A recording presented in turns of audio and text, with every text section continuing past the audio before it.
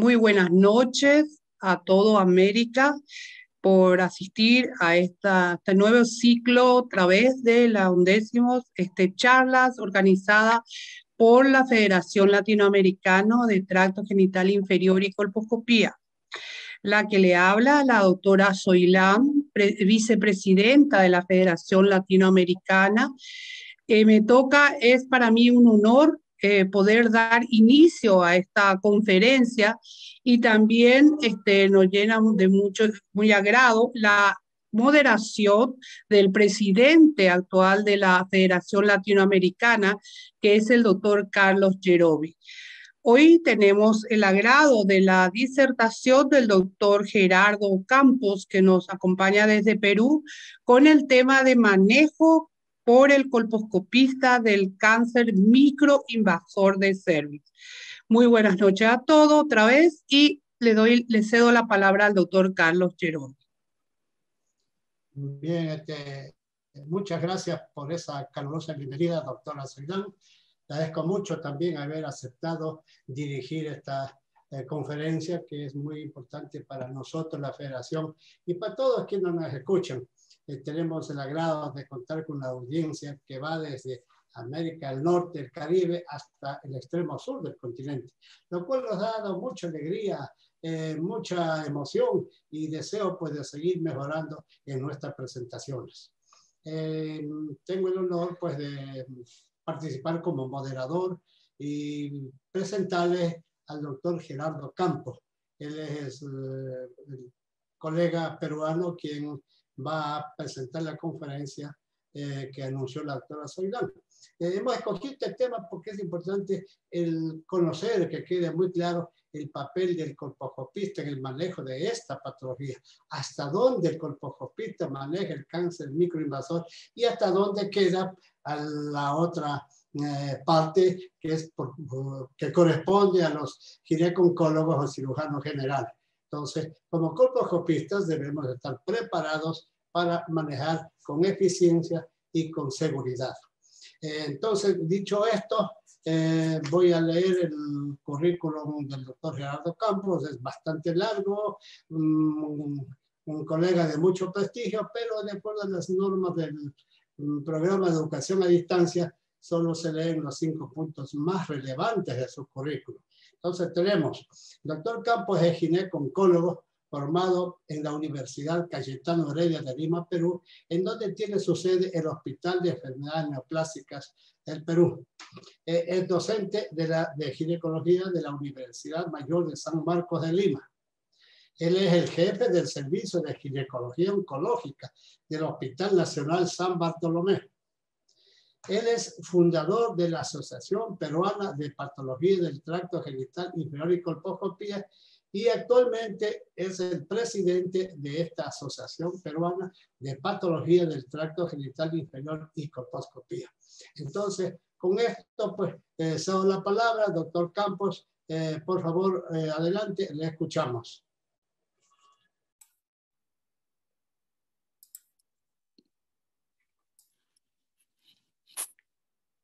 Estimados amigos, estimados colegas de Latinoamérica, tengan ustedes muy buenas tardes. Para algunos ya asomando a la noche, quizás muy buenas noches. Quiero agradecer primero a la Federación Latinoamericana de Colposcopía por participar en este importante evento que es la 12ª sesión de conferencias. Titular que me ha asignado es Manejo por el colposcopista en cáncer microinvasivo. Voy a comenzar a compartir.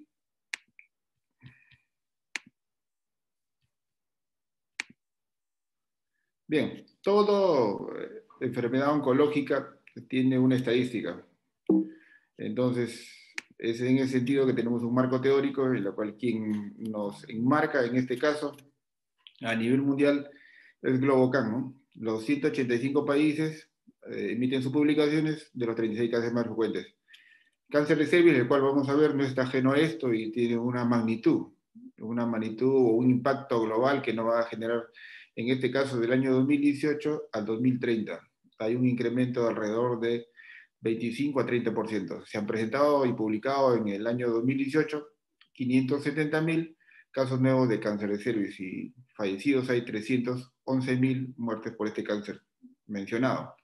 Y el proyectado son 700.000 casos nuevos que se van a presentar para el año 2030 y probablemente ocurra 400.000 muertes por el cáncer, publicado por Globocan en el año 2018. Les traigo un par de diapositivas del mapa mundi, más que nada para ver la incidencia y la mortalidad, ¿no? Comparada en las diferentes regiones, comparado en los diferentes continentes. Nosotros, tanto Sudamérica o América Latina, comparados muy, muy parecido, ¿no? El comportamiento de este cáncer con África, ¿no? En los países, algunos más golpeados que otros, el color rojo, pues, implica mayor número de casos presentados por nuevos y muy semejante en la mortalidad, ¿no? El otro era de 26, de 30, mayor, y en la mortalidad de 17 por 100.000 de casos de mujeres que tengan esta patología. De los 36 cánceres registrados y publicados, pues vemos que a nivel mundial, después del cáncer de mama, el cáncer de cervix tiene una alta incidencia y una alta mortalidad, ¿no? América Latina no está ajeno a esto, el Caribe tampoco, tenemos una carga de enfermedad que es la segunda causa más común, como hemos visto. Anualmente se presentan 70.000 casos nuevos de cáncer. Bueno, y es la segunda causa de muerte por cáncer en estas mujeres, con un alrededor de 28.000 muertes. En América Latina y el Caribe está compuesto de 33 países. En 9 de los países, pues, el cáncer de cervix es la primera causa de muerte. Y se proyecta para los próximos 15 años probablemente que esto se duplicará. Estas diapositivas las traigo, ¿por qué? Porque en mi país, así como los 9 de mención, el cáncer de cervix, según la región topográfica de los diferentes cánceres, tiene un porcentaje más alto que el resto, 21,9%, y tenemos una incidencia de 31,3 por 100.000. Y cada año, pues, se diagnostican 4.636 mujeres. Ya en el cáncer microinvasor, del cual vamos a hablar, las diferentes clasificaciones han venido dándose periódicamente año a año. En este caso, la FIGO en el año 2018 presenta su nuevo reporte y su nueva definición del cáncer microinvasor, ¿no? Esta vez elimina la extensión, pero continúa persistiendo en su clasificación en dos subtipos. El 1A que estamos viendo es el 1A1 y el 1A2, como una infiltración de 5 milímetros, no mayor de 5 milímetros. Y esta subdivisión, el 1A1, aquel que invade no mayor de 3 milímetros, y el 1A2 entre 3 y 5 milímetros de profundidad. Esa es la figura de una muestra patológica para demostrar que el 1A1 menor a 3 milímetros, el 1A2 de entre 3 a 5 milímetros, y la extensión ha sido eliminada. Ahora, la clasificación histológica del cáncer de cuello uterino o de cáncer de cervix, el más común son las células epidermoides, epiteliales, ¿no? Se llama también carcinoma de células escamosas. Esto representa un 80-85% en su mayoría, ¿no? Y sus subtipos son no queratinizante, queratinizante, verrucoso o linfoepitelioma. No ha variado esa clasificación del año 2011, ¿no? Desde que evita. Y la segunda, el grupo histológico más frecuente es el adenocarcinoma, es el carcinoma glandular, que tiene error de 15 a 20%. Sus subtipos es mucinoso, que es el tipo, puede ser endocervical o el tipo intestinal. El endometrioide, muy parecido al endometrio, y bioglandular, el adenoma maligno, y estos, las células clavicerosas y mesenérgicos, de un mal pronóstico. Entre los otros, tenemos el adenoescamoso, de células vidriosas, el adenoide quístico y las células pequeñas. Ese se refiere especialmente del carcinoma, ¿no? De tipo neuroendocrino, ¿no? Es de comportamiento agresivo.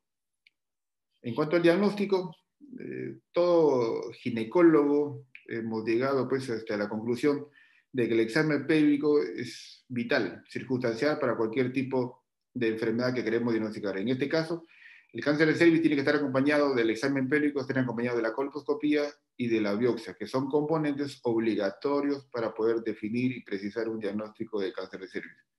Existe ahora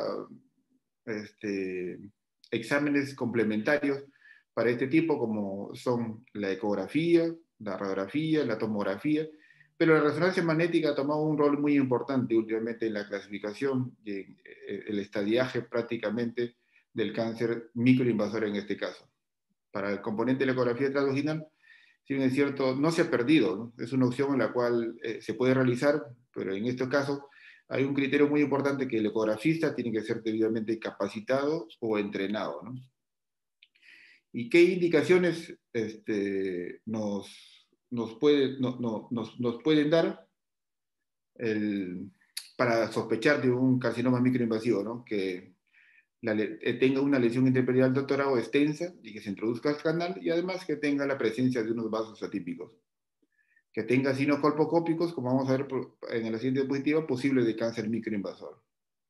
Asimismo, que tenga una biopsia que reporte invasión, pero que no reporte pues, el grado de infiltración. Solamente hay ese estroma sin componente del grado de tipificación de infiltración. La colposcopía también en estos casos y la biopsia que no fueran pues, concluyentes, y que tenga una citología normal, es decir, una disociación citocolpo-histológica. ¿Y cuál es el tratamiento como diagnóstico principal? Es el cono. Este cono puede ser cono con bisturí, que es el cono frío, que usted sabe, es el cono LIN con asa, o el cono con láser, ¿no? En nuestro país tenemos muy poco, quizás en otros países también tengan la misma característica, ¿no? Pero ¿qué nos va a permitir el cono? El cono nos va a permitir determinar con precisión la profundidad y la extensión de la invasión, en este caso del estroma. Asimismo, va a permitirnos evaluar los márgenes y si hay un componente linfovascular, que es muy importante, como vamos a ver en las siguientes diapositivas. Y asimismo que tenga una patología pues consistente. Este cono, a la vez, puede ser diagnóstico y también terapéutico. Entonces, diagnóstico, ¿por qué le digo? Porque el estadio clínico 1 a 1 nos va a permitir quizás que el manejo sea más conservador. Entonces, desde el año 2011, en Río de Janeiro, en el Congreso Mundial, ya nos dio algunas pautas de cómo y qué características se debe tener presente en la colposcopía para evaluar. Siempre la zona de transformación, porque ahí es donde se origina, pues, ¿no? Y los vasos sanguíneos anormales sobre un lecho, ¿no? En este caso, la zona de transformación puede haber presencia de una leucoplaquia. La leucoplaquia puede ser una simple inflamación, infección, hasta una necrosis, en la cual la leucoplaquia representa hasta una patología de un cáncer microinvasivo o quizás invasivo, ¿no? El epitelio blanco también puede ser leve, tenue o denso. En este caso, lo que representa para un cáncer microinvasivo, tiene que ser denso y quizás en alto relieve. Con respecto a los vasos, la presencia de ulceración ya nos dice la sospecha de un cáncer microinvasivo. Estos vasos también se tienen que evaluar desde el punto de vista de su calibre, de su trayectoria y de su forma.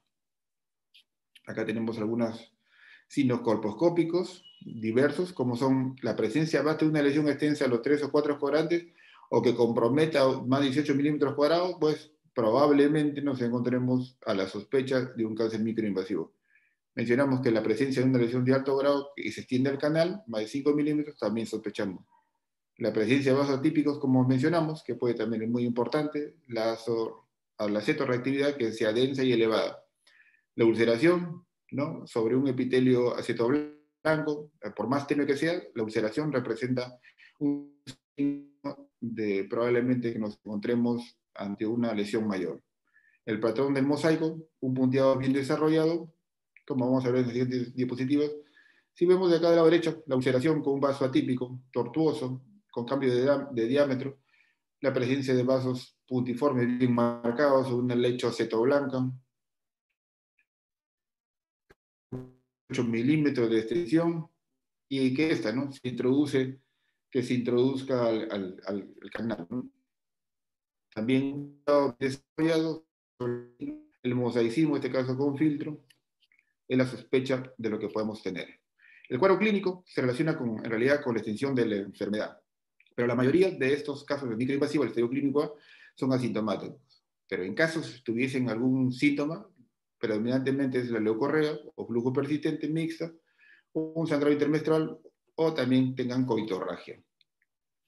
Ya con respecto al tratamiento, también en el 2011, en el mismo Congreso Mundial que le mencionábamos, ya nos daba algunas pautas cómo hacer el tratamiento, en este caso para el cono, ¿no?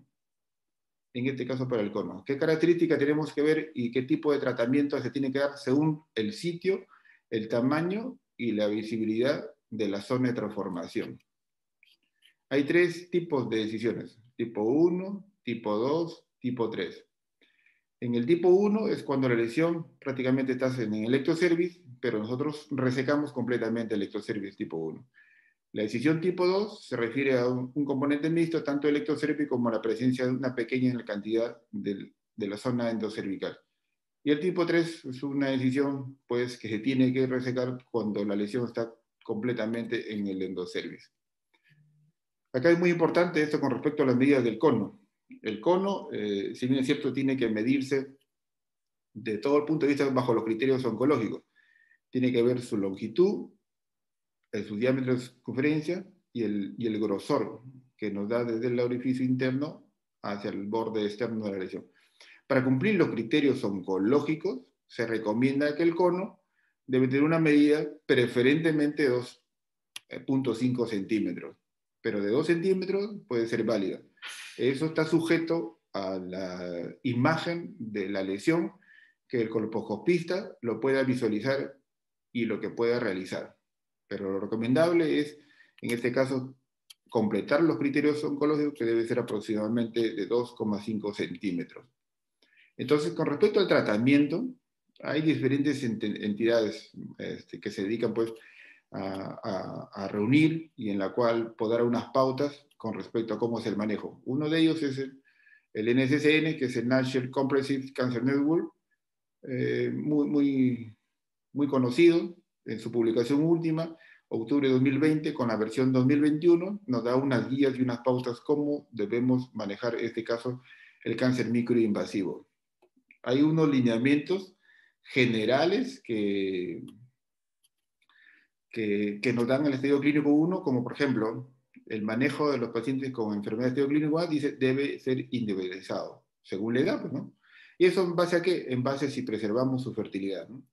Y asimismo, te tiene que evaluar si hay la presencia o ausencia de invasión linfovascular en este caso, ¿no? También, como lineamientos generales, se tiene que evaluar los márgenes, ¿no? Si esos márgenes en realidad están comprometidas con el cono, en caso contrario, se tiene que repetir para descartar una enfermedad mayor, más que nada, ¿no? La presencia de ganglios no está indicada en el estadio clínico A1, o sea, aquellos menor de 3 milímetros, en especial los sin invasión linfovascular, pero puede considerarse cuando hay presencia linfovascular en el estadio clínico A, la presencia, ¿no?, de una estratificación de los ganglios linfáticos cuando hay compromiso de invasión linfovascular. La biopsia del ganglio centinela mayormente se realiza en cáncer de cervix, aquellos tumores menor a 2 centímetros, o sea, en el 1B1, pero en este caso no puede estar como un método de ayuda, un método diagnóstico aceptable para la estratificación ganglionar. El cono en general puede considerarse un tratamiento definitivo, ya que la histerectomía no mejora el resultado, ¿no?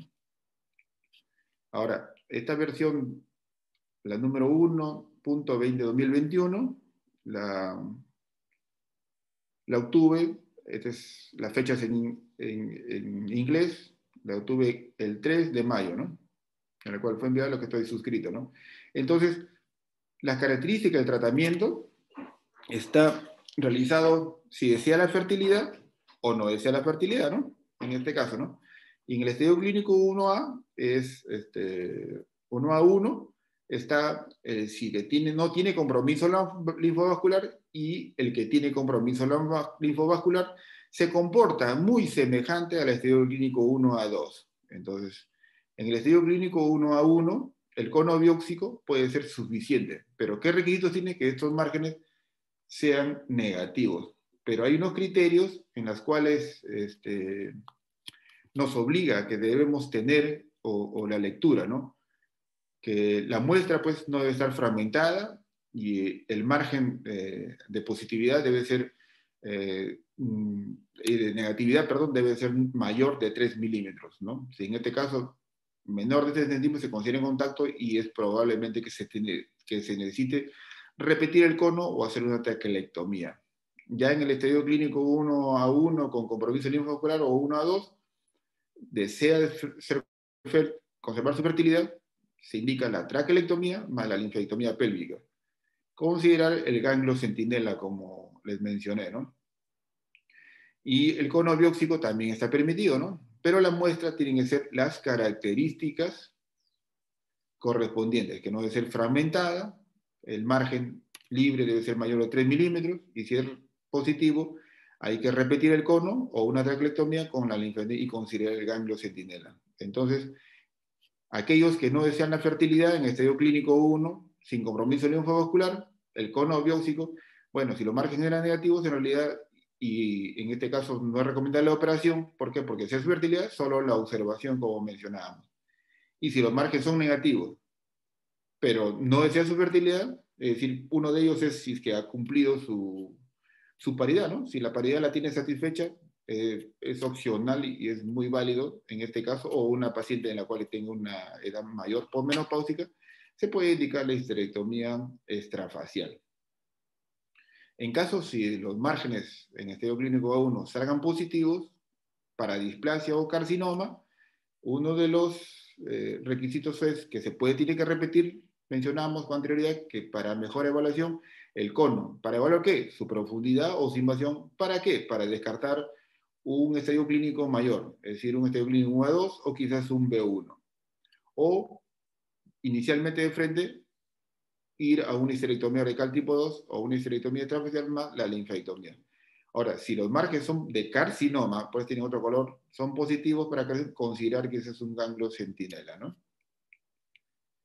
Ahora, seguimos en el estadio clínico 1A1, con compromiso linfovascular de los dos que habíamos inicialmente visto. En cuanto a los resultados, hay tres alternativas. Si en ellos evaluamos los ganglios, los márgenes y los parámetros, en este caso, si se dice ese compromiso. Si todo es negativo, pues la observación es válida.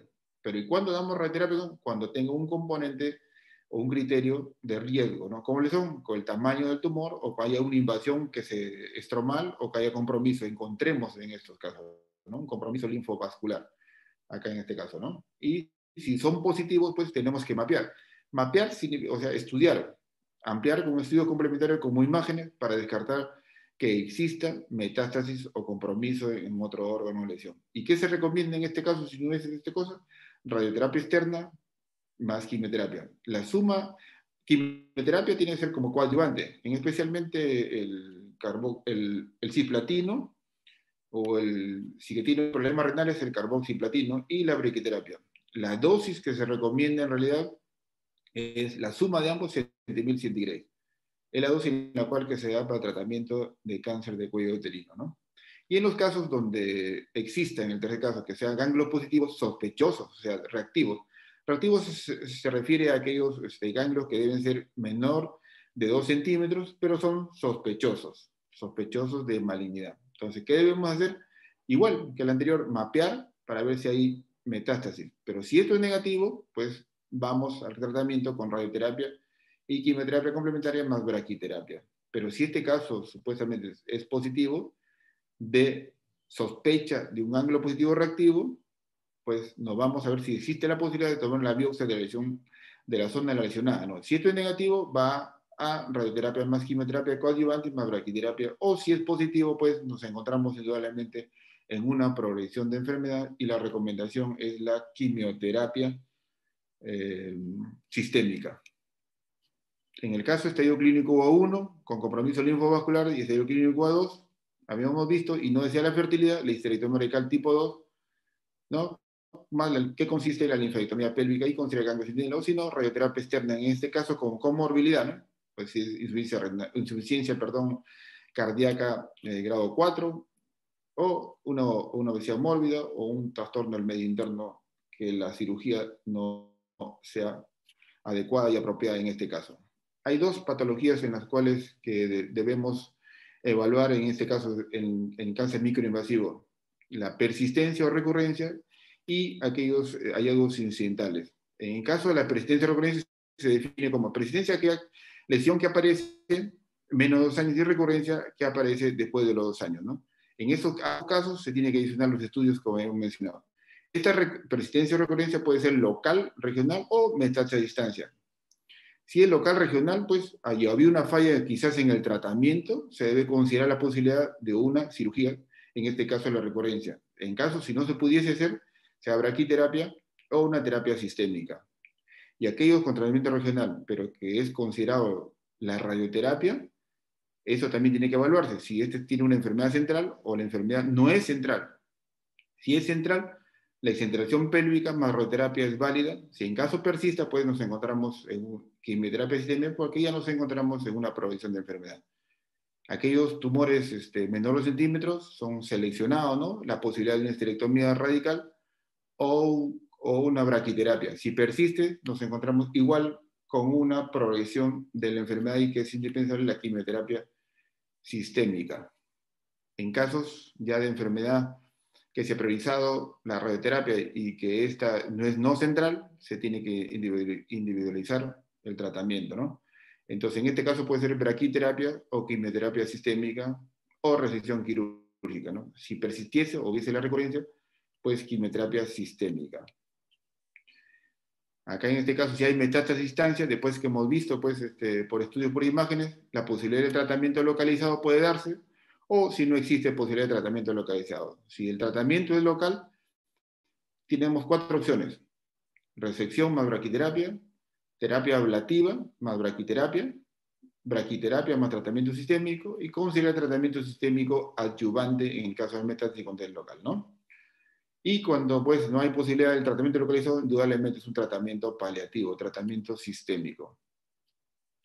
En casos de hallazgos incidentales, después de una esterectomía extrafacial, que como muchas veces ocurre, ¿no? En diferentes instituciones puede ocurrir, como nos ha pasado muchas veces. Entonces, lo primero que tenemos que hacer, si este es un estudio clínico 1 a 1, o nos están definiendo un estudio clínico a 1 con compromiso vascular, o 1 a 2, o 1B1, o unos márgenes, o una enfermedad residual, ¿no? Si fuese un estadio clínico a 1, en ambos casos se tiene que hacer la revisión de patología.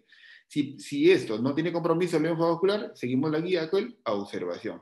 Pero acá, si ya nos enfrentamos a un compromiso mayor, pues indudablemente hay que sacar hematológicos, bioquímicos, inmunológicos y los estudios por imágenes. Si este resultado son los márgenes negativos, puede ir tratamiento complementario de frente, radioterapia más braquiterapia más quimioterapia coadyuvante, que era el cisplatino, carboxiplatino. En segunda elección, si no, los taxanos, bueno. Y estos tratamientos opcional, si ya tiene criterios de resecabilidad, si es posible resecar, pues hay que completar la cirugía como con parametrectomía, el compromiso del tercio superior, más linfadectomía, más biopsia de ganglio paraórtico, si es positivo o negativo, ¿no? Y evaluar, ¿no? Si los ganglios márgenes no hay enfermedades negativas, pues pasa a observación. Ya ha hecho la curabilidad quirúrgica. Pero si estos son positivos, los ganglios positivos, márgenes positivos y los parámetros positivos, indudablemente estamos en una enfermedad que probablemente requiera radioterapia más braquiterapia y la quimioterapia sistémica. Ahora, si después de esto hallazgo incidental vemos que todo es positivo, los márgenes, las imágenes positivas y hay enfermedad residual, de frente puede ir a la radioterapia externa del campo pélvico abdominal, que es hasta más o menos la área es hasta la mesentérica inferior, las caderas en ambos lados y al componente uterino, ¿no? Y la quimioterapia adyuvante. Estudios de sustentación. En realidad, en el año 1947 iniciaron los estudios, diversos grupos, en este caso para el estudio del subgrupo de la microinvasión, donde ya se hablaba de que un comportamiento distinto y la posibilidad, ¿no?, de ser un poco más conservadores. Hasta el año 1994, donde ya se remarcó y se definió. Este es un artículo original, en la cual en el año publicado en el 2007, donde hicieron estudios diversos, ¿no?, en este caso, desde el año 1994 a 2001, en 60 casos, pero que concluye que la tendencia para tratamiento del cáncer microinvasor puede ser conservador, ¿no? Y el pronóstico es excelente. Y para el componente de realizar linfadectomía, también, en el año 1924 le digo, son artículos originales que se han realizado, en los cuales concluyen que, a ver, acá vemos, en conclusión es que la terapia debe ser conservadora, porque la metástasis posible a nivel pélvico en el estadio clínico 1 es menor de 1. Es menor de 1. En el componente linfovascular, que es un criterio muy importante, mientras más invasión hay, existe la posibilidad también, porcentaje mayor de componente de compromiso linfovascular. Si tenemos 1 milímetro de compromiso, puede ser de 0 a 8%. Si el componente de infiltración es de 2 a 3 milímetros, de 9 a 22%. Y si el componente es mayor, pues indudablemente pues de 12 a 22%. De 12 a 2%. Seguimos. Ahora, ¿cómo es la vigilancia? Las patologías oncológicas, los 2 primeros años son muy importantes para ver el criterio de corte. ¿Se acuerda que mencionábamos que si es persistente o es recurrente? Entonces, la mayoría de casos de persistencia o de recurrencia se dan estos 2 primeros años.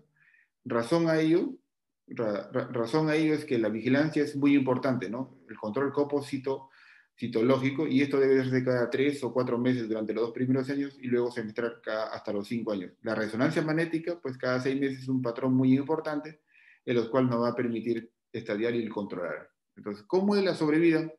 En este caso, el 1 a 1, donde el componente microinvasivo es menor de 3 milímetros, la supervivencia es óptima, pues llega a 98%. Y en el 1 a 2, de invasión estromal mayor de 3 y menor de 5 milímetros, la supervivencia es el 95%. Entonces, ¿qué podemos decir? Esta es una gráfica de la mujer peruana, la cual representa quizás no solo a la peruana, sino quizás a toda Latinoamérica. Y el compromiso de toda Latinoamérica es que reduzcamos pues esta patología que es tratable, manejable, ¿no? En noviembre del año pasado tengo entendido que la OMS lanzó su plan 90-70-90 para el año 2030. Y esperamos pues que la historia no se repita en ninguno de nuestros países y que se cumpla lo deseado para todos nosotros y que América Latina siga unido para el tratamiento a beneficio de todas nuestras mujeres latinas. Les agradezco a todos ustedes la oportunidad de esta explicación de esta 12ª sesión ordinaria de las conferencias. Les agradezco. Un abrazo y estoy llano a sus preguntas. Gracias.